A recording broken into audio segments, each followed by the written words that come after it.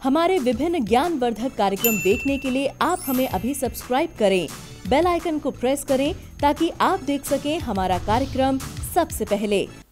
नमस्कार, ज्योतिष ज्ञान में दर्शकों आप सभी का हम हार्दिक स्वागत करते हैं। आज हम ज्योतिष के एक विशेष पहलू से हम आपको रूबरू कराएंगे।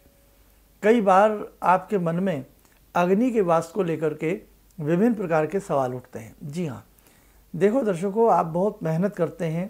कई बार विशेष प्रकार के यज्ञ, विशेष प्रकार के कर्मकांड आपका करने का मन होता है, लेकिन कई बार सही मुहूर्त, सही ज्ञान का पता न होने की वजह से आप चूक जाते हैं। ये वास्तविकता है। जब हम किसी बड़े कार्यक्रम को करते हैं, किसी बड़े अनुष्ठान को हम करते हैं, तो हमें प्रॉपरली तरीके से मुहूर्त का ज्ञान होना चाहिए। जहाँ आप ज्योतिष की बात करते हैं, जहाँ आप मंत्र साधना की बात करते हैं, जहाँ आप दिन वार नक्षत्र तिथि आदि की बात करते हैं, तो वहाँ हम मुहूर्त प्रकरण को दरकिनार नहीं कर सकते। अब देखो, जैसे आपको कोई विशेष यज्ञ करना है, भाई दिवे आप कोई विशेष प्रकार की सिद्धि करना चाहते हैं, तो सिद्धि करने के लिए हमें विशेष प्रकार के मुहूर्त की भी आवश्यकता होती है। आप मंत्र बहुत अच्छे से पढ़ लेते हैं, आप सारे कार्य बहुत अच्छे से कर लेते हैं, लेकिन कहाँ आकर के आपका कार्य विफल हो जाता है कि जिस वक्त आप यज्ञ कर रहे हैं, यज्ञ का प्रॉपर समय नहीं है, यज्ञ की प्रॉपर वास अग्नि का नहीं है। तो ये सारी चीज़ें देखी जाती हैं कि जिस दिन हम यज्ञ करें, अग्नि का वास पाताल में है, अग्नि का वास आकाश में है, अग्नि का वास किस प्रकार से है, ये सारी चीज़ें देखी जाती हैं। समझे आप? लेकिन कुछ मुहूर्त ऐसे होते हैं कि वहाँ हमें किसी चीज़ की देखने की आवश्यकता नहीं होती है। जैसे दीपावली की रात्रि है, ग्रहण काल है, होली की रात्रि है, अक्षय तृतीया है, या विभिन्न प्रकार के मुहूर्त आते हैं, हनुमान जयंती है। विशेष प्रकार के जब इस प्रकार के सिद्ध मुहूर्त आते हैं, अनुभव सिद्ध मुहूर्त आते हैं, तो वहाँ किसी चीज़ के मुहूर्त की आवश्यकता नहीं पड़ती। लेकिन अगर आप किसी अनुष्ठान को लंबे समय से करते आ रहे हैं और आपको एक विशेष प्रकार से उसका यज्ञ करना है, समापन करना है, और उस समय कोई विशेष तिथि, विशेष मुहूर्त भी नहीं है, वहाँ आपको अग्नि का वास देखना ही पड़ेगा। तो आज हम आपको बताते हैं कि अग्नि का वास कैसे देखा जाता है, कैसे जाने कि अग्नि का वास किस लोक में है। सबसे पहली बात, जिस दिन आपको यज्ञ करना है उस दिन आप ये देखें कि तिथि क्या बनती है। हमेशा तिथि की गणना जो की जाएगी वो शुक्ल पक्ष की प्रतिपदा से की जाएगी। ये मेरी बातें बहुत लोगों को शायद आज समझ में भी ना आए, लेकिन जिनको थोड़ी बहुत नॉलेज है मुहूर्त की, यज्ञ आदि की कलाओं की, वो ये बातें ज़रूर समझेंगे।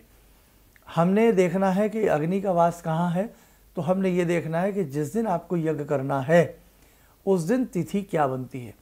आपने जैसे देखा उस दिन पंचमी तिथि बन रही है, लेकिन हमें तिथि की जो गिनती करनी होती है वो हम शुक्ल पक्ष की तिथियों से गिनती करते हैं, तब शुभ मुहूर्त निकलता। अब इसको मैं और फिल्टर कर देता हूँ, आपको आसानी से समझा देता हूँ। हमें अग्नि का वास देखना है तो सबसे पहले हम तिथि की काउंटिंग करें।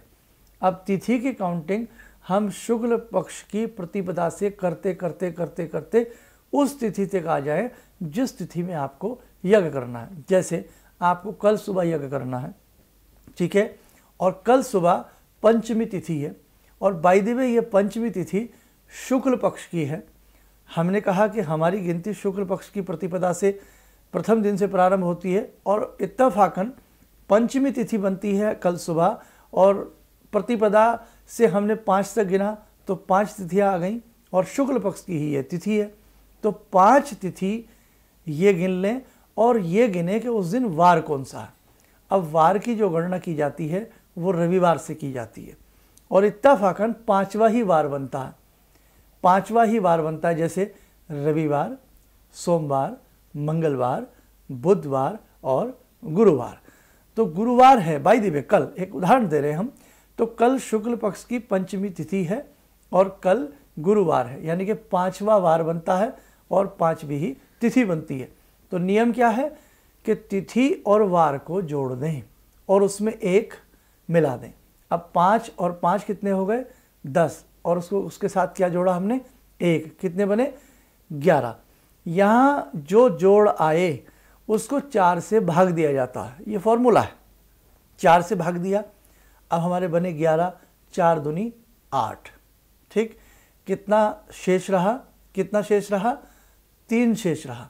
तो अब नियम क्या है वो आप सुन लें, मैं आपको बता देता हूं, आप लोग जान लें। यदि पूरा भाग होने पर 0 या 3 शेष रहे तब अग्नि का वास पृथ्वी पर माना जाता है और यह वास वृद्धि कारक, सुख कारक और धन को बढ़ाने वाला होता है।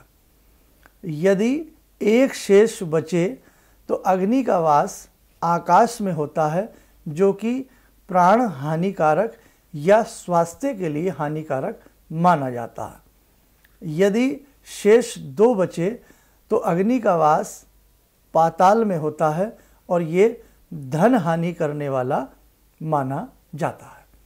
तो अभी आपने दर्शकों ये सब जान लिया कि हम अग्नि का वास कैसे पता करें कि वास्तव में जिस दिन हम यज्ञ कर रहे हैं अग्नि का वास किस लोक में है।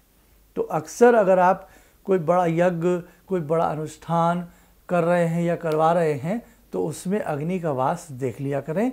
ये आपकी पूजा को, आपकी प्रार्थना को, आपके वैदिक या यज्ञ कर्मकांड को और बलवान बना देगा। ये सब शास्त्रों के नियम हैं जो मैं आपको बताता रहता हूँ। दर्शकों, समय समय पर बहुत सारी चीज़ें आपको बतानी हैं। आप हमारे फेसबुक पेज को ज़रूर लाइक कीजिए। क्यों? प्रतिदिन फेसबुक पेज पर हम कुछ न कुछ नई जानकारियाँ आपको लिखित रूप में देते हैं। तो आप फेसबुक पेज को ज़रूर लाइक करें, हमारे ट्विटर से जुड़ें, इंस्टाग्राम से आप हमसे जुड़ें, क्योंकि उन सब चीज़ों पर हम रोज़ आपको जानकारियाँ देते ही देते हैं। और जिन्होंने अब तक हमें सब्सक्राइब ना किया हो वो सब्सक्राइब ज़रूर करें और बेहतरीन जानकारी लेने के लिए। अब एक चीज़ आपको और मैं बता देता हूँ, अंग फड़कने का भी रहस्य होता है कि व्यक्ति के जो अंग फड़कते हैं, जैसे हमारी आंखें फड़कती हैं, हमारी दाईं आंख फड़कती है, बाईं आंख फड़कती है, इसका क्या रहस्य है, ये मैंने एक एपिसोड बनाया था और तकरीबन लाखों लोगों ने हमारे इस विशेष वीडियो को देखा। बहुत डिमांड आई कि शर्मा जी एक ऐसा वीडियो भी आप बनाएं कि जिसमें शरीर के समस्त अंग फड़कते हैं तो क्या प्रभाव आता। तो मेरा आगामी एपिसोड इसी चीज़ के ऊपर आने वाला है। जल्द से जल्द आपको ये एपिसोड में 1-2 रोज़ में देने वाला हूँ, तो उस वीडियो को आप ज़रूर देखें। महिलाओं का कौन सा अंग फड़के, पुरुषों का कौन सा अंग फड़कता है, तो उसका क्या महत्व है और क्या है।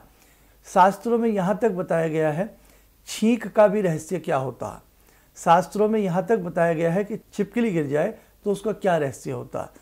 कौवा आपको सर पर चोंच मारे, पंजा मारे या उसकी बीट आपके शरीर पर गिरे, उसका भी अनेकों प्रकार का रहस्य होता है। इन सब बातों को जानने के लिए आप हमें सब्सक्राइब ज़रूर कीजिएगा, हमारी वीडियो को शेयर ज़रूर कीजिएगा। इन्हीं शब्दों के साथ हम अपनी वाणी को विराम देते हैं। नमस्कार। किसी भी समस्या के समाधान के लिए मिले प्रसिद्ध हस्तरेखा एवं वास्तु विशेषज्ञ प्रोफेसर धर्मेंद्र शर्मा जी से। नोट: शिविर में भाग लेने हेतु एवं व्यक्तिगत रूप से मिलने के लिए कॉल करने का समय सुबह 10 बजे से शाम 6 बजे तक। प्रोफेसर धर्मेंद्र शर्मा जी से समय समय पर देश के विभिन्न हिस्सों में मिल सकते हैं। 17 अप्रैल पटना, 26 अप्रैल जयपुर, 9 मई मुंबई, 22 मई लुधियाना। अन्य दिनों में शर्मा जी अधिकतर दिल्ली में रहते हैं। भगवान से जुड़ो और भगवान को से जुड़ने का जरिया आपने बताया, बहुत अच्छा लगा, बहुत धन्यवाद। और सनातन धर्म को जिंदा रखने के लिए आप जो प्रयास कर रहे हैं बहुत सराहनीय है। हम लोग को मौका मिला है, हम लोग भाग्यशाली हैं जो आपके करीब आने का हम लोग को मौका मिला है। हमारे विभिन्न ज्ञानवर्धक कार्यक्रम देखने के लिए आप हमें अभी सब्सक्राइब करें, बेल आइकन को प्रेस करें ताकि आप देख सकें हमारा कार्यक्रम सबसे पहले। और अधिक जानकारी के लिए फेसबुक पेज को लाइक करना न भूलें।